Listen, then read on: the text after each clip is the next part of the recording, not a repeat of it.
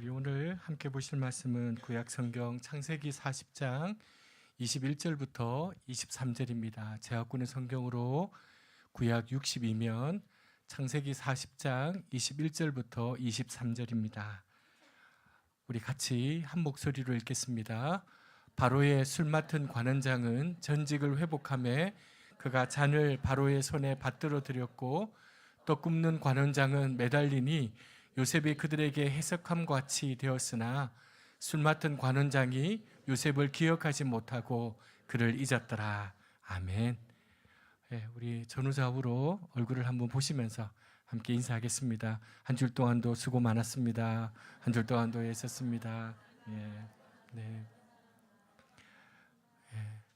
오늘 온라인으로도 함께하고 있는 교우들께도 하나님의 크신 은혜가 함께 하시길 빕니다. 여러분 혹시 어젯밤에 우리 지웅이 연주하는 거 보셨습니까? 아마 라이브로 보신 분들이 많던데요. 한 30분 연주하는데 저도 숨을 쉬지도 못하고 그냥 조마조마하면서 우리 지웅이 연주를 봤습니다. 너무 대견하기도 하고요.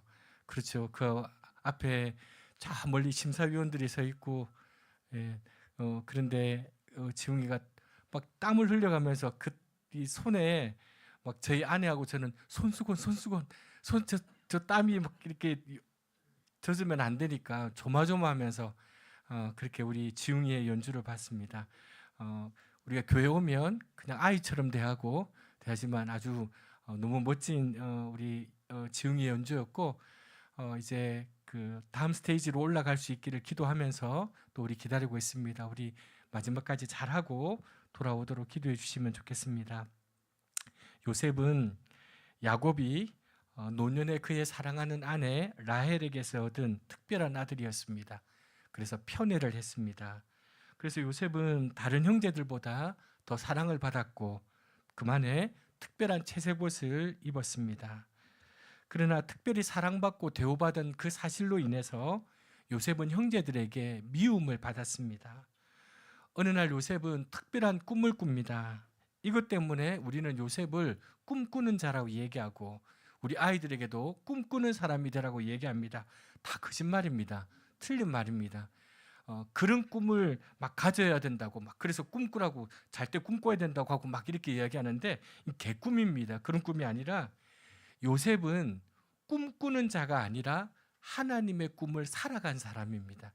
그래서 우리는 아이들을 위해서 기도할 때요, 아이들이 하나님의 꿈을 가지고 꿈을 꾸라고 얘기하는 게 아니라 하나님이 너에게 주신 꿈을 가지고 살아야 된다, 그렇게 말하는 게 옳습니다. 그 꿈을 부모와 형제들에게 이야기해 주었습니다. 근데 요셉은 그 꿈 때문에 형제들로부터 더 큰 시기를 받게 됩니다. 결국은 형제들에 의해서 미디안 상인으로부터 팔려가게 됩니다. 애굽으로. 여러분, 요셉은 특별히 사랑받았고 특별한 꿈을 꾸었지만 그 대가가 뭐였냐면 억울한 옥살이, 노예살이가 되어버렸습니다. 요셉의 인생은 이것이 끝이 아니었습니다. 애굽왕 바로의 친위 대장 보디발에 의해서 발탁되어서 특별한 총애를 입게 됩니다. 그 집안의 모든 소유물을 관장하는 가정의 총무가 되었습니다. 그것도 잠시일 뿐. 요셉은 보디발의 아내가 동침하자고 하는 유혹을 물리쳤는데 오히려 강간 미수범으로 몰려가지고 억울한 옥살이를 하게 됩니다. 근데 그 감옥은 왕의 죄수를 가두어 놓는 감옥이었습니다. 이렇듯 요셉의 인생은 마치 손바닥을 뒤집듯 엎치락 뒤치락 하는 것 같아요. 좋은 날도 있었다가 망하는 날도 있고요. 요셉의 이런 인생이 오늘 우리가 읽은 본문에도 반복되고 있습니다. 비록 감옥에는 갇혔지만 하나님이 함께 하셔서 그 간수장들의 특별한 은혜를 입어가지고 옥중에 있는 그 죄수들의 전반적인 사무를 담당하는 그 관장하는 일을 여러분 이 요셉이 맡게 됩니다. 그리고 얼마 후에 왕궁의 두 고위 관리, 한 사람은 왕의 측근들 둘인데 왕에게 범죄해서 요셉이 갇혀 있는 왕의 죄수를 가두는 감옥에 투옥되게 됩니다. 술 맡은 관원장, 떡 맡은 관원장, 성경은 기록하고 있는데 왕의 술잔을 드는 사람, 그리고 왕의 식탁을 책임지는 사람이라고 할 수 있습니다. 근데 이 사람들이 감옥으로 올 때 직위를 유지한 채 온 것 같아요. 그냥 직위를 다 박탈당하고 온 게 아니라 무슨 오해가 있었는지 모르지만 그렇게 감옥에 오게 됩니다. 그래서 이 보디발은요, 요셉으로 하여금 이 두 사람을 잘 섬기도록 합니다. 나중에 복권되어서 갈 줄 모르니까 잘 섬기라고 합니다. 근데 여러분, 요셉이 좋았겠습니까? 가뜩이나 죄수 생활은 힘듭니다. 근데 그 더 힘들게 하는 일이 하나 더 생긴 거예요. 제 몸 하나 가누기도 힘든 감옥에서 2명의 상전을 또 모셔야 되는 거예요. 힘겨운 일이었어요. 요셉이 그들의 시중을 들기 시작한 지 얼마며칠 지나서 두 사람이 같은 꿈을 꾸게 됩니다. 요셉은 그날 아침에 그들의 얼굴에서 근심의 빛을 발견하게 됩니다. 그들은 요셉에게 꿈을 꾸어서 그렇다라고 얘기를 합니다. 요셉은 해석은 하나님께 있으니까 자신에게 그 꿈을 한번 이야기해 보라고 그렇게 말을 합니다. 술 맡은 관원장이 자기가 꾸었던 꿈을 요셉에게 말합니다.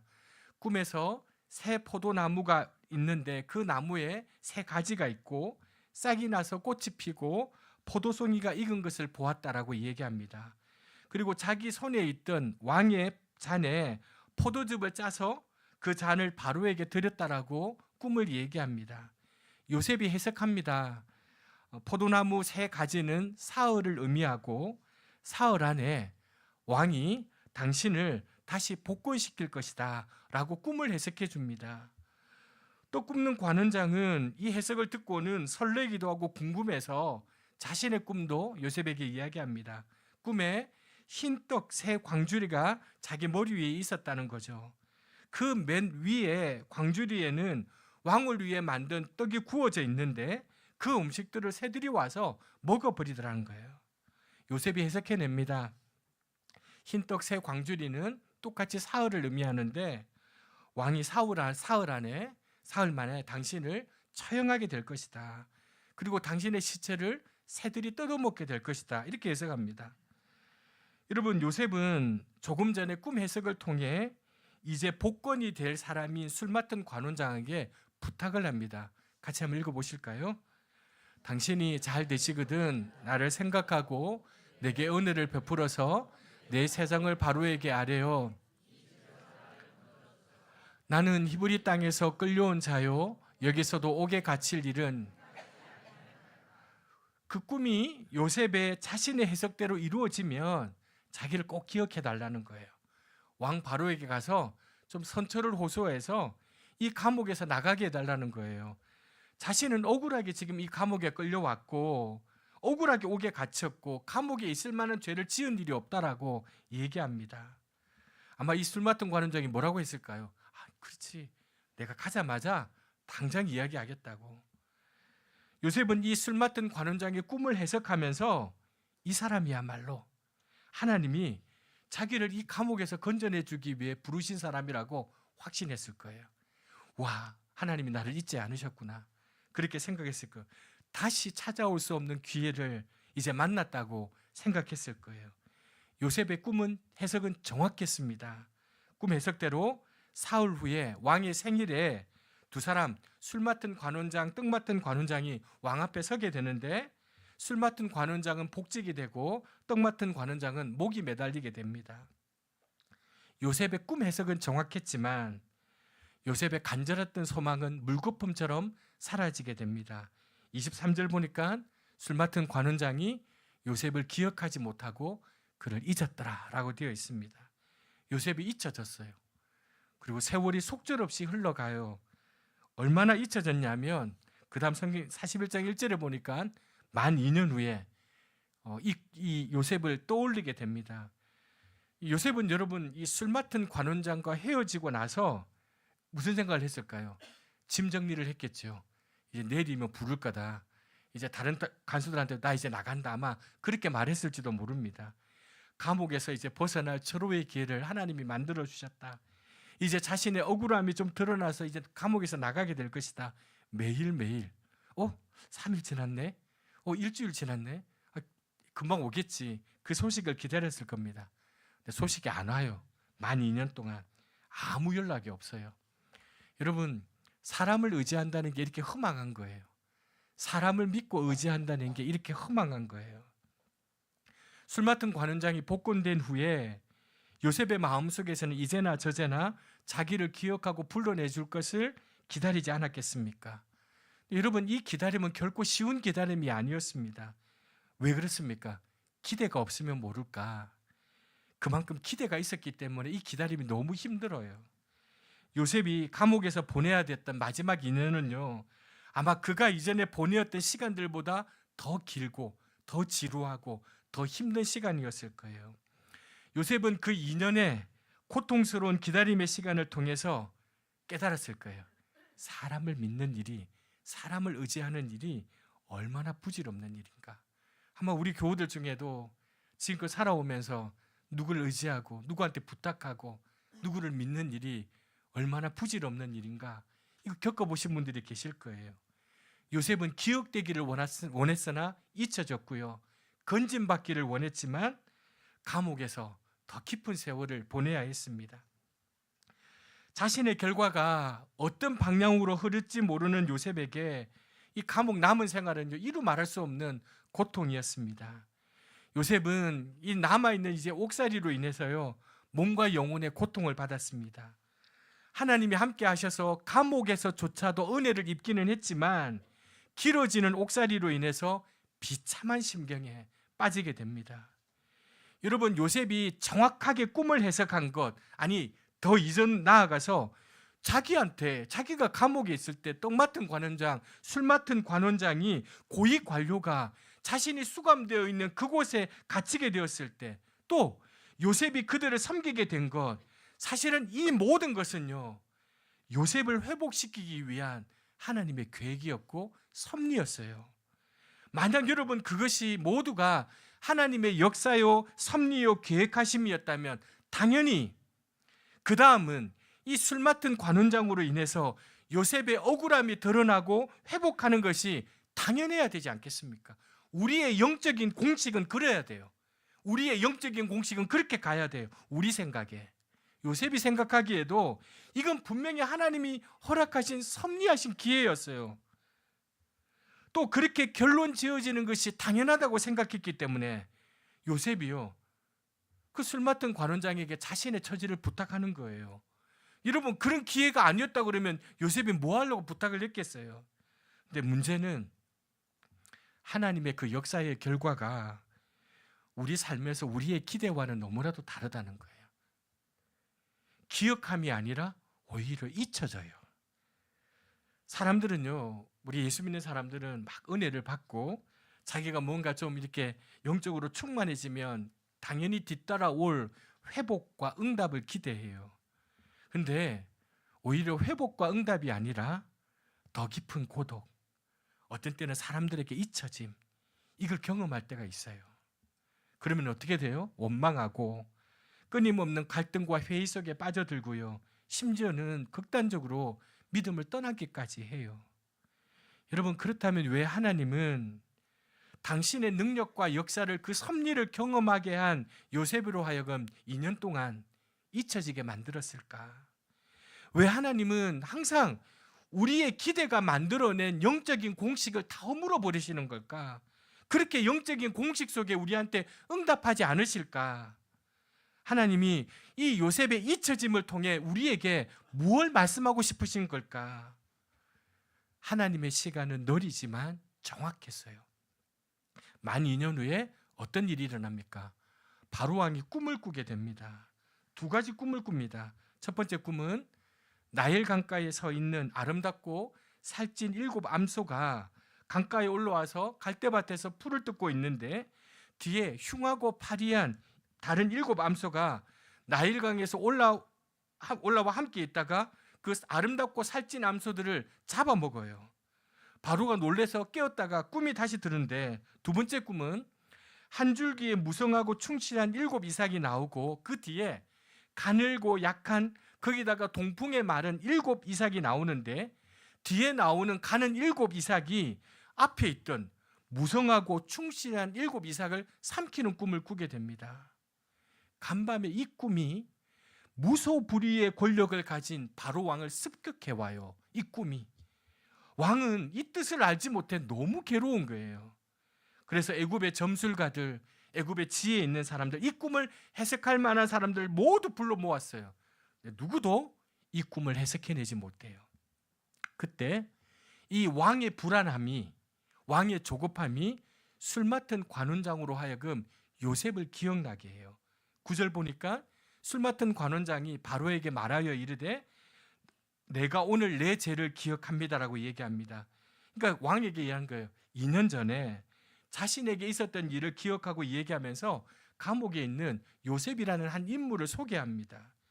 여러분, 이 41장 9절은요, 술 맡은 관원장이 요셉을 기억했다는 의미가 아니에요. 그는 여전히 요셉을 잊고 있었어요. 그런데 지금 여기서 사람에게 잊혀진 요셉을 여전히 잊지 않고 계시는 분이 있으셨다는 거예요. 그분이 하나님이셨다는 거예요. 하나님이 바로에게 그 밤에 꿈으로 습격하셨는데 아무도 해석할 수 없는 꿈을 그에게 주셨다는 거예요. 이제 드디어 요셉이 왕 앞에 서게 되었습니다. 요셉은 자신의 꿈 해석 능력을 크게 칭찬하는 왕 앞에서 조금도 쫄거나 거만하게 행동하지 않고요, 당당히 하나님께 영광을 돌리는 고백을 합니다. 같이 읽겠습니다. 요셉이 내가 아니라 하나님께서 바로에게, 중요한 단어예요. 내가 아니라. 우린 다 나잖아요. 그렇죠? 내가 다 이야기하거든요. 바로는 자신이 꾸었던 꿈을 요셉에게 상세하게 설명합니다. 요셉이 해석해냅니다. 7년 풍년 후에 오게 될 7년 흉년이 있으니 잘 대비해야 된다. 뒤에 겪게 될 7년 흉년을 대비해서 먼저 찾아올 7년의 풍년에 어떻게 해야 될지를 구체적으로 왕에게 제안을 합니다. 명철하고 지혜로운 사람을 딱 택해가지고 왕이시여 애굽 땅을 다스리게 해야 돼요. 7년의 풍년 동안 토지 소산의 5분의 1을 잘 거두어서 7년의 흉년을 대비하셔야 해요. 바로 왕으로서는요, 이 요셉의 제안을 거절할 이유가 없어요. 요셉의 꿈 해석과 요셉의 조언을 거절할 이유가 없는 거예요. 근데 놀랍게도 왕이요, 그 자리에다가 요셉을 올려요. 야, 다른 사람만 볼 것 없다. 더 명철하고 지혜로운 사람 너뿐이 없다. 그래서 여러분, 요셉으로 하여금 그 일을 맡게 만들어요. 그래서 우리가 요셉을 국무총리가 되었다, 그렇게 이야기하잖아요. 여러분, 왕이 생각해 볼 때 애굽에서 요셉보다 더 지혜로운 사람은 찾기 힘든 거예요. 자, 그렇다면 우리가 조금 전에 질문으로 한번 돌아가 보십시다. 왜 하나님은 당신의 능력과 역사를 경험한 후에 요셉으로 하여금 2년 동안 잊혀지게 했을까? 하나님의 이 요셉의 잊혀지심을 통해서 오늘 우리에게, 오늘 예배드리는 저와 여러분에게 뭘 말씀하고 계실까? 요셉은 그 2년의 그 시간 그 장소에서 잊혀진 존재로 있었던 게 아니라는 거예요. 절대로. 요셉은 결코 버려진 존재가 아니라는 거예요. 다른 사람은 몰라도 하나님 한 분만큼은 요셉의 이 시간을 단련의 시간으로 삼아 때가 오기를 지켜보고 계셨다는 거예요. 요셉은 그 시간 그곳에서 고통을 견뎌내며 인내를 체득하고 있었어요. 동시에 오직 하나님의 약속과 말씀만을 의지하는 말씀의 사람으로 요셉이 준비되고 있었던 거예요. 장차 온 애굽과 팔레스타인에 닥칠 큰 재앙에서 이 많은 사람들을 건져낼 하나님의 도구로 요셉을 훈련시키고 계셨던 거예요. 하나님의 시간은 한치의 오차도 없이 진행되었고 하나님의 방법은 때가 무르익었어요. 여러분, 오늘 이 말씀을 통해서 여러분이 기억해야 될 한 가지는요, 요셉은 세상의 시간 속에 사는 존재가 아니라 하나님의 시간 속에 사는 존재였어요. 우리 그리스도인은요, 하나님의 시간 속에 거하는 존재가 돼야 돼요. 요셉은 절대적인 하나님의 시간 속에 살아가는 존재로 부름을 받았어요. 그것이 요셉의 전 인생을 통해서 나타내고 싶으셨던, 또 오늘 이 말씀을 통해 저와 여러분에게 주시고자 하는 하나님의 메시지예요. 하나님의 마음이에요. 그 시간 속에 요셉은 훈련되어지고 다듬어지고 결국 이 역사 속에서 하나님의 섭리를 이루는 온전한 통로로 요셉이 사용되게 되었어요. 사실은 여러분, 요셉의 전 인생 중에 이 2년은 짧은 시간이에요. 어쩌면 짧은 선에 불과해요. 만약에 요셉이 여러분 자신의 믿음의 시선, 하나님의 시간을 인식하는 영적인 감각을 잃어버렸더라면 이 감옥에서 그 2년이 그냥 지나가는 여정이 아니라 요셉의 인생의 결론이 되었을 거예요. 요셉의 인생의 결과가 되었을 거예요. 저는요, 여러분들도 보시잖아요.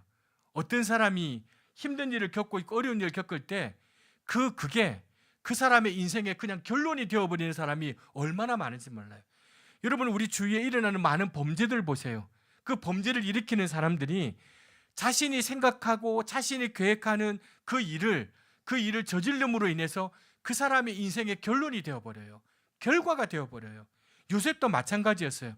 만약에 요셉이 이 2년을 믿음의 시선, 하나님의 시간 속에 살아가는 영적인 감각을 잃어버렸다면 이 2년은요 그냥 요셉의 인생의 결과가 되었을 거예요.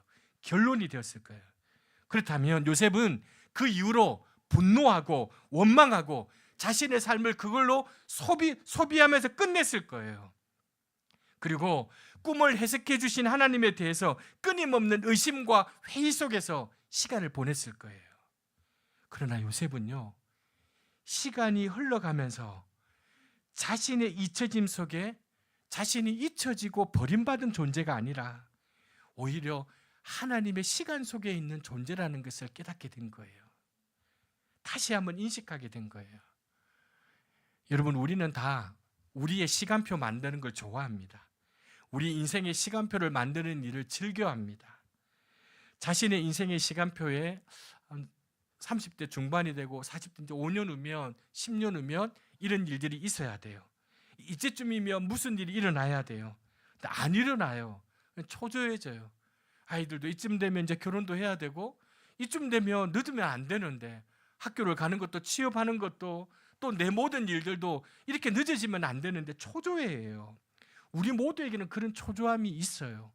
저도 거짓말 같겠지만 저도 교회를 개척하고 오면서요, 이게 제일 힘들었던 게 뭔가 하니 전에도 말씀드렸지만 이 저의 페이스를 지키는 게 너무 힘들었어요. 저만의 페이스를 지키는 게. 제가 이게 아는 사람들이 많다 보니까 이렇게 만나면요 저한테 목사님 몇 명 모여요. 목사님 지금 잘 되어 가요? 막 이렇게 물어요. 잘 안 되거든요. 교인들 몇 명 안 모이고 막. 그런데 사람들이 그렇게 물어요. 그러면 여러분 제 마음에 초조함이 생겨요. 조급함이 생겨요. 이거 잘못했나? 이렇게 가는 게 아닌가? 막 이런 생각이 생겨요. 근데 그때요 제가 제 페이스를 유지하려고 했어요. 여러분, 마라톤을 달릴 때요 제일 중요한 게 자신의 페이스를 끝까지 유지하는 게 중요한 거예요. 여러분, 우리가 초조해져요. 왜냐하면 나만 사는 게 아니거든요. 옆에 김집사도 보고 이집사도 보고 우리 동네 친구들도 보고 막 이러니까 초조해지는 거예요. 이 사실은 여러분, 이 초조함이 우리가 믿음으로 싸워야 되는 죄의 뿌리 깊은 본성이에요. 이 초조함이 정말 여러분이 정말 싸워야 될 죄의 본질이에요. 우리 머릿속에는 다 우리의 시간표만 있을 뿐 하나님의 시간표는 없어요. 제가 지난주도 우리 인생에 하나님을 쏙 빼먹고 얘기하거든요. 중요한 결정 앞에서. 이때도 마찬가지예요. 우리는 아이들을 보면서요 다 내 시간표가 있어요. 근데 하나님의 시간표는 존재하지 않아요. 하나님은 여러분 시간의 주인이세요. 우리 하나님이.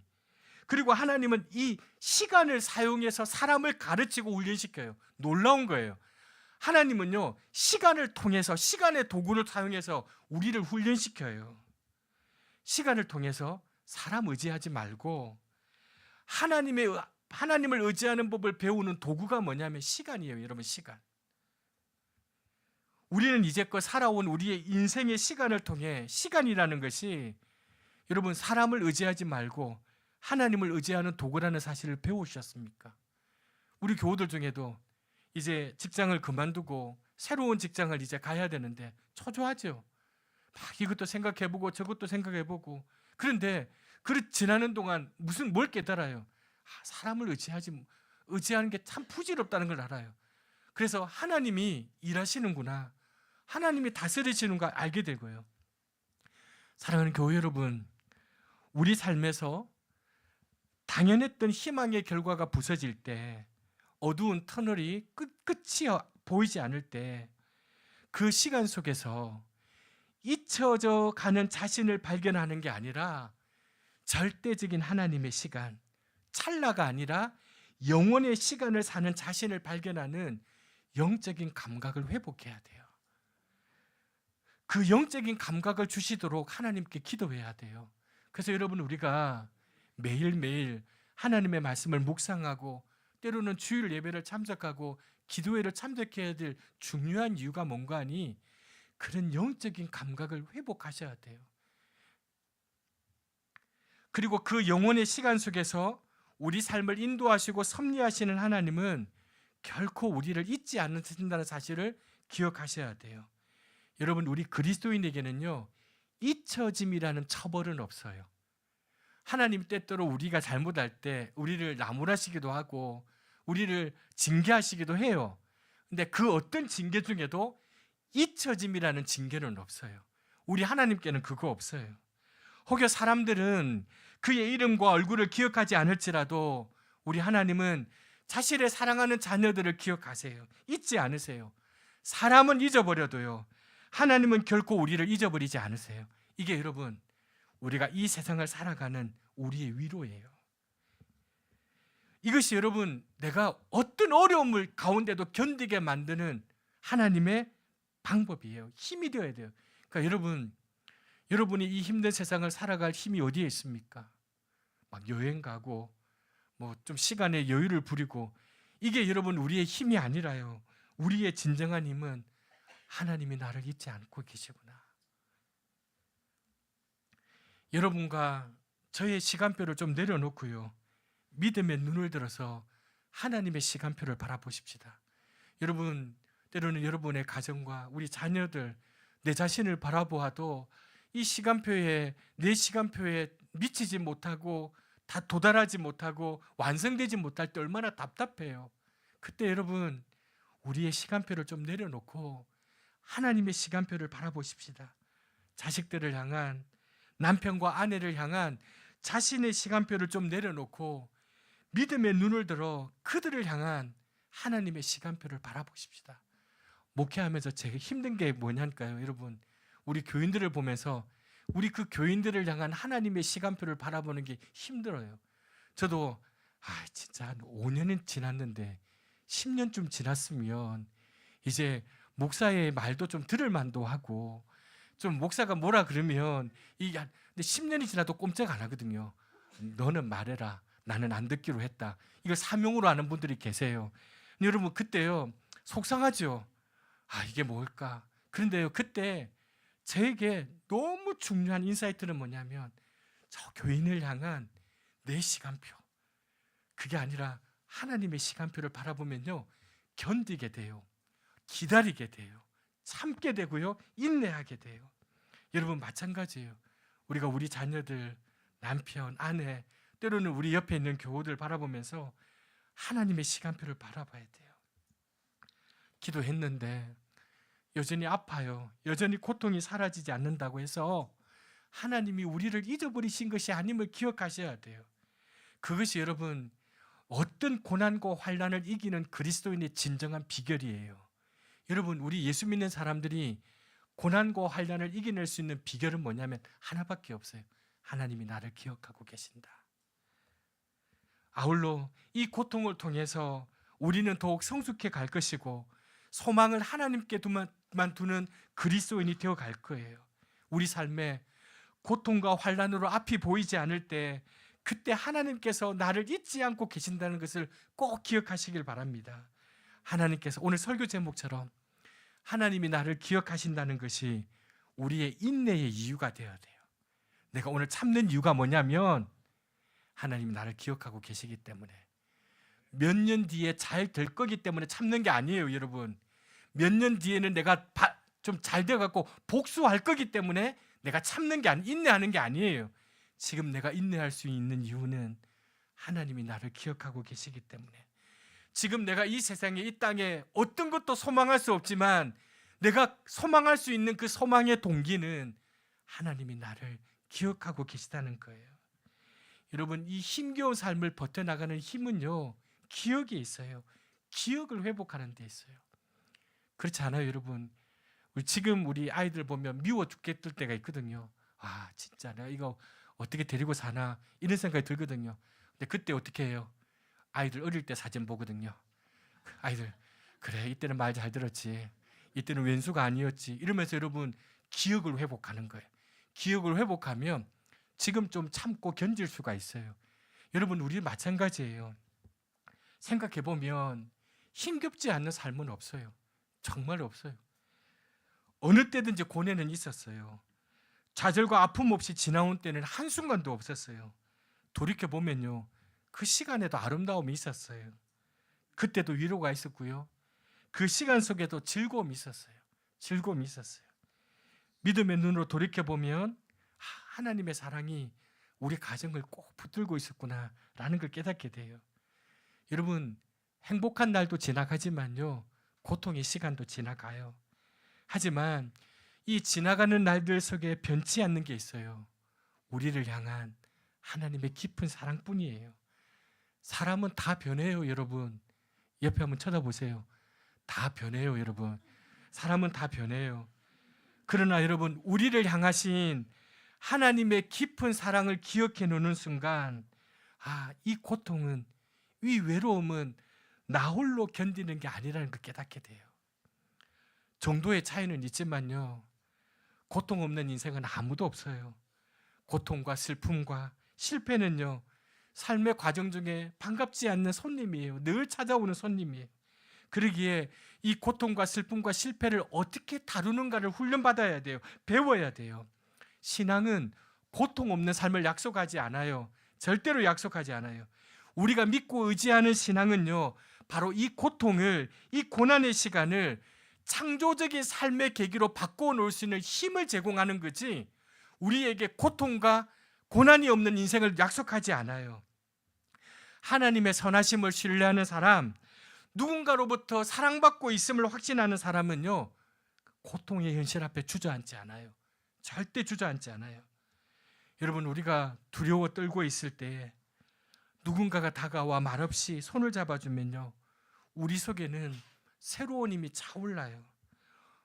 누군가가 나를 기억해주고 누군가가 곁에 있어준다는 것처럼 든든한 일이 여러분 세상에 어디 있겠습니까? 이 세상에 그런 사람이 딱 한 명만 있어도요, 살만한데요. 너무 좋은데, 천지를 창조하신 바로 저와 여러분, 그 하나님이 저와 여러분을 기억해 주시고 곁에 계셔 주신다니 두려워할 일이 어디에 있습니까? 여러분, 오늘도 힘드셔도, 마음이 상하셔도, 좀 아프셔도 우리가 오늘 인내하는 이유는 내일 모레 월급 들어오고 다음 주에 여행 갈 거니까 오늘은 참아야지가 아니라, 하나님이 나를 잊지 않고 계시니, 하나님이 나를 기억하고 계시니 이거 인내할 수 있어. 하나님이 나를 기억하고 계시니 내가 소망을 가질 수 있어. 이것이, 이 하나님의 기억하심이 저와 여러분의 인내의 이유와 소망의 동기가 되시기를 주님의 이름으로 부탁드립니다.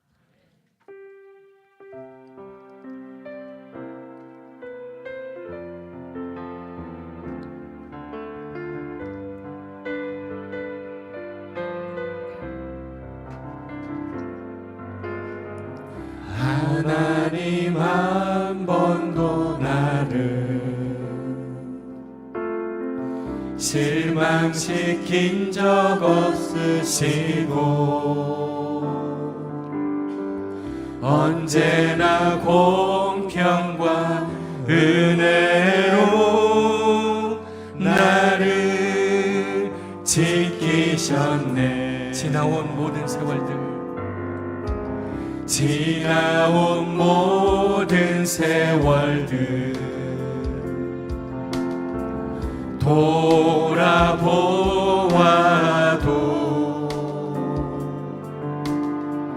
그 어느 것 하나 주의 손길 안 미친 것 전혀 없네.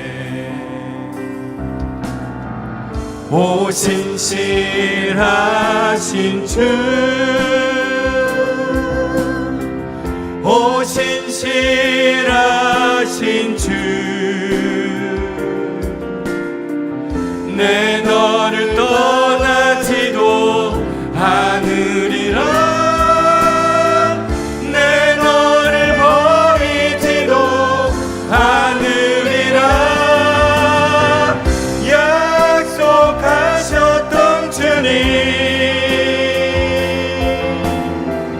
그 약속을 지키사 이후로도 영원토록 나를 지키시리라 확신하네. 하나님 한 번 더 나를, 하나님 한 번도 나를 실망시킨 적 없으시고 언제나 공평과 은혜로 나를 지키셨네. 지나온 모든 세월들, 지나온 모든 세월들 돌아보아도 여러분 인정하십니까? 그 어느 것 하나, 그 어느 것 하나 주의 손길 안 미친 것 전혀 없네. 오 신실하신 주, 오 신실하신 주, 내 너를 떠나지도 않으리라. 내 너를 버리지도 않으리라. 약속하셨던 주님, 그 약속을 지키사 이후로도 영원토록 나를 지키시리라 확신하는 오 신실하신 하나님, 오 신실하신 주, 오 신실하신 주, 내 너를 떠나지도 않으리라. 내 너를 버리지도 않으리라. 약속하셨던 주님, 그 약속을 지키사 이후로도 영원토록 나를 지키시리라 확신하네. 이후로도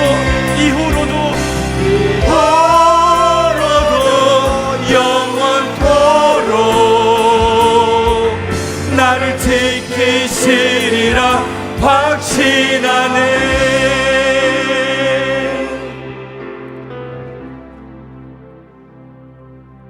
끝없는 고통과 환난, 보이지 않는 터널과 같지만 하나님이 우리를 기억하고 계세요.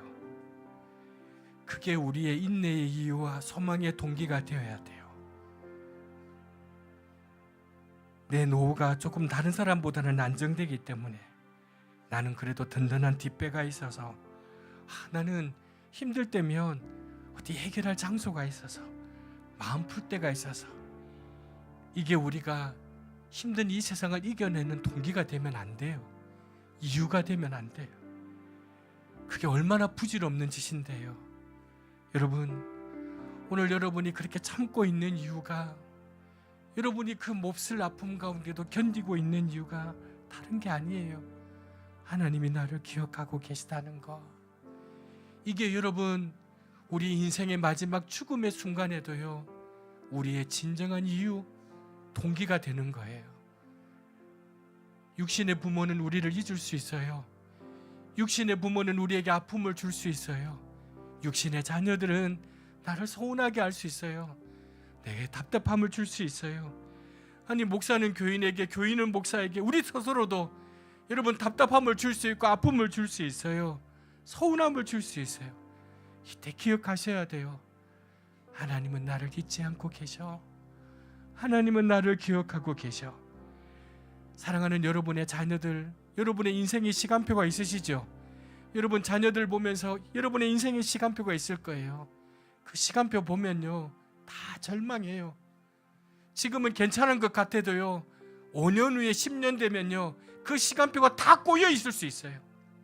그때 여러분, 하나님의 시간표를 보셔야 돼요. 하나님의 시간표를 붙드셔야 돼요. 그래야 이겨낼 수 있어요.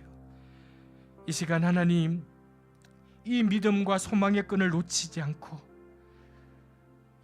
지금 실패한 것은 단지 내 계획이 실패한 것일 뿐, 나를 향하신 하나님의 계획은 지금도 어긋남이 없이 진행되고 있음을 믿고, 하나님의 시간표를 의지하고 하나님의 시간 속에 사는 존재로 살아가게 해달라고 오늘 주신 말씀을 가지고 같이 함께 기도하겠습니다.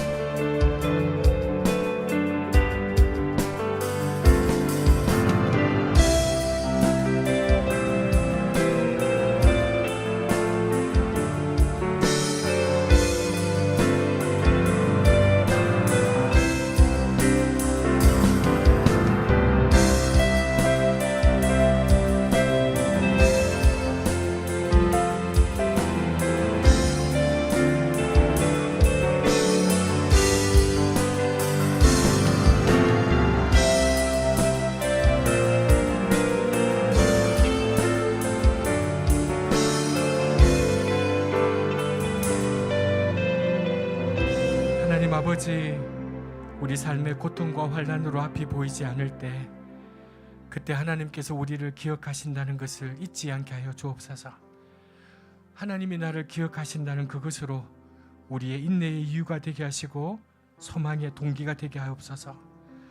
오늘 우리의 삶이 하나님의 영원한 시간 속에서 주어진 삶인 것을 감각하게 하시고, 어려울 때나 평안할 때나 그것이 하나님의 절대적인 시간 속의 한 점인 것을 알아 믿음과 소망의 끈을 놓치지 않고 찬송하며 우리의 인생길을 걸어가게 하여 주옵소서. 이 믿음을 우리 사랑하는 교울 모두에게 허락하여 주옵소서. 예수님의 이름으로 기도합니다. 아멘.